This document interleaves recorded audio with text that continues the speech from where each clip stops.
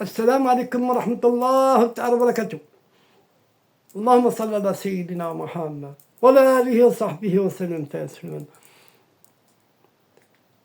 On va toujours parler de l'âme, de Cheikh Bouzidi, la vision de l'âme de Cheikh Bouzidi, sa vision à lui.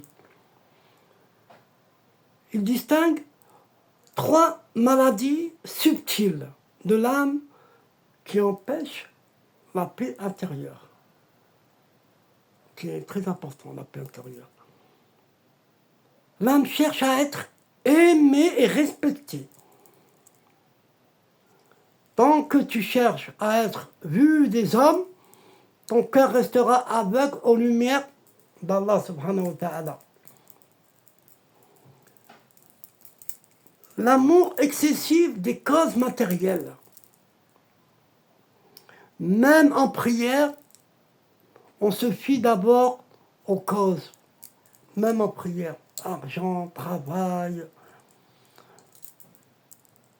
Allah ne déverse sa baraka que, écoutez bien, que dans un cœur qui ne craint pas la pauvreté. La pensée disparaît, l'ouest-ouest, Rouhani. Trop de pensées, même pieuses, agitent le cœur. L'âme purifie à celle qui pense à Allah comme un enfant regarde sa mère sans distraction. L'âme l'âme purifiée, écoutez, l'âme purifiée est celle qui pense à Allah subhanahu wa ta'ala comme un enfant regarde sa mère sans distraction. Le remède puissant, selon Cheikh Bouzidi, 3 pratiques secrètes qu'il donne aux jeunes disciples.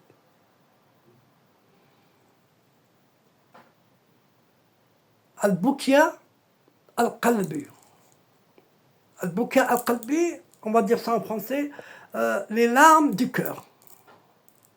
Après l'achat, assieds-toi seul et répète doucement Ya Latif 129 fois. Pas plus, pas moins, 129. Puis reste silencieux 5 minutes en pensant Allah me voit et connaît ma douleur. Tu n'es pas seul. Il faut y penser. Et ce bienfait-là débloque les émotions enfouies et nettoie les rancunes cachées. Chaque larme pour Allah subhanahu wa ta'ala est une goutte de feu qui est éteinte dans ton destin. Le digue du souffle purifiant. Inspirez profondément en pensant à Allah. Là, elle est très puissante, ce digue. Expirez lentement en pensant à Huwa. On l'abrège. Huwa, c'est lui. C'est lui. Huwa. On va dire Hu en expirant. Hu en expirant. Répétez 70 fois avant le Fajr. Vous allez voir l'effet que ça fait. Pardon.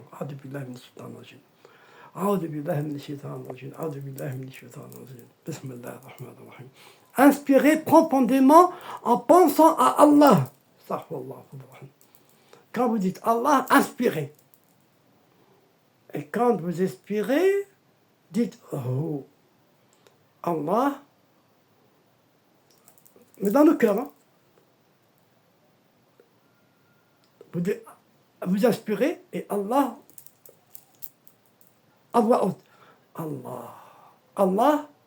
Oh. Allah. Allah. Allah. Allah. 70 fois avant le Fajr. Ça calme les pensées et chasse les illusions. Chaque souffle conscient arrache une racine de l'ego de ton cœur. Essayez-la cette nuit et vous allez voir. Et donnez-moi, et dites-moi qu'est-ce que ça vous fait. Pour ceux qui ne se réveillent pas, Inch'Allah.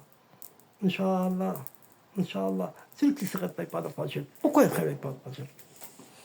Pourquoi ils ne se réveillent pas dans le Fajr? Je vais vous expliquer un truc, ce qui m'est arrivé moi, personnellement.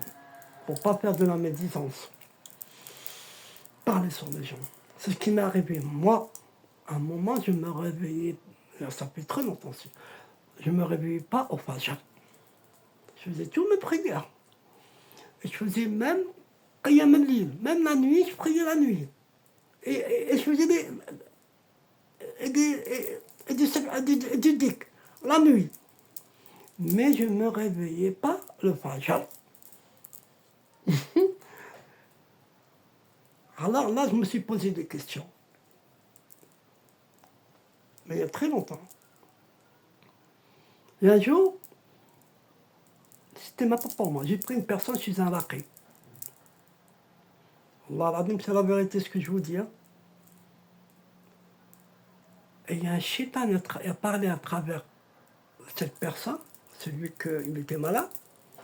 Il m'a dit, hey, c'est moi qui te fais dormir au Fajr. Je vais dormir au Fajr. J'étais gêné quand même devant le shir qui faisait la ruqya. Il y a très longtemps que je parle. Alors, le shir, il est très, masha'Allah. Il a donné une dérouillée à sa façon. Après, il lui a parlé de Sidi Rabbi, il lui a parlé de la sourate Jinn. Après, il lui a dit des versets de la sourate Jinn. Après, il lui a dit les sourates Ar-Rahman. Le Jinn, il a dit, je shahad. Il a shahad. Il lui a dit, donne-moi un nom, shir, et je reste avec toi dans cette mosquée. Parce que c'était un imam. Et moi, à l'occasion, Rabbi m'a inspiré d'aller lui poser une question. Parce que je dis bien, oui, c'est Rabbi qui m'a inspiré. Parce que vous, quand vous parlez, vous inspirez, c'est Rabbi qui vous inspire. C'est pas vous, hein. Faut pas croire que c'est vous qui déclenche la parole, qui déclenche là. C'est vous. Je lui ai dit, hey, avant que tu pars, je lui ai dit, comment je fais maintenant pour que je me lève enfin, il m'a dit, au salat al-maghrib, pendant le salat al-maghrib, tu lèves tes mains et tu dis, Ya Rabbi, aide-moi à me lever au Fajr. Une simple. Et c'est vrai, quand j'ai fait des recherches, elle est dans... Il y a un hadith qui parle de ça. Et va dormir. Et bien les anges vont venir te réveiller. Si les Rabbi par les anges vont venir te réveiller. Et bien j'ai essayé ces tests. Et bien ça marche. Inch'Allah, ça marche. Et bien faites-la. Faites, Ya Rabbi, aide-moi que je me réveille au Fajr. Et bien il va vous réveiller. À part si il vous réveille et vous redormez. Ça c'est votre problème. Tu comprends? Allah l'a dit. Inch'Allah. Je priais normal. Et c'était une sorcellerie qu'on m'avait fait à moi. Alhamdulillah. Maintenant, alhamdulillah. Et maintenant, je parle de l'âme, l'aumône silencieuse de l'âme. L'aumône silencieuse de l'âme, sadaqa al-qalb. Pendant 11 jours, faites un acte caché de bien. Chaque jour, un don discret, même un sourire sincère. C'est une sadaqa sincère. Ne le dites à personne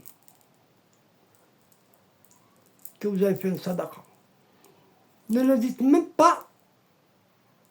Vous venez une sadaqa puissante. C'est simple.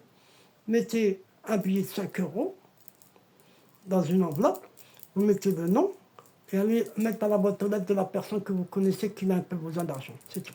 Ou bien même s'il a besoin d'argent. Voilà. De toute façon, quand il va avoir l'enveloppe, il va prendre les 5 euros. Il ne va pas les jeter même si c'est un riche.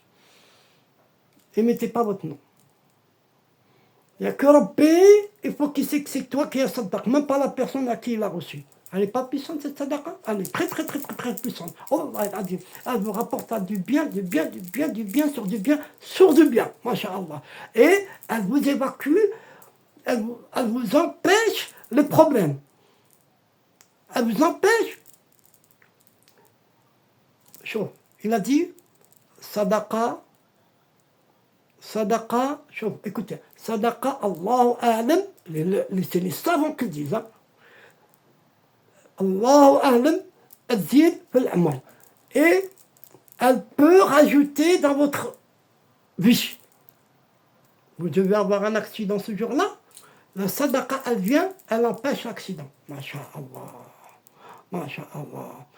Et cette sadaqa du cœur, c'est l'âme qui goûte à l'humilité authentique. Là, c'est la vraie humilité si vous la faites comme je vous ai dit. Là, l'humilité authentique et puissante. Les anges inscrivent la sadaqa secrète directement dans la lumière de ton cœur. Assalamu alaikum wa rahmatullahi wa barakatuh. Non, je vous dirai je vous dis encore les bienfaits mérités.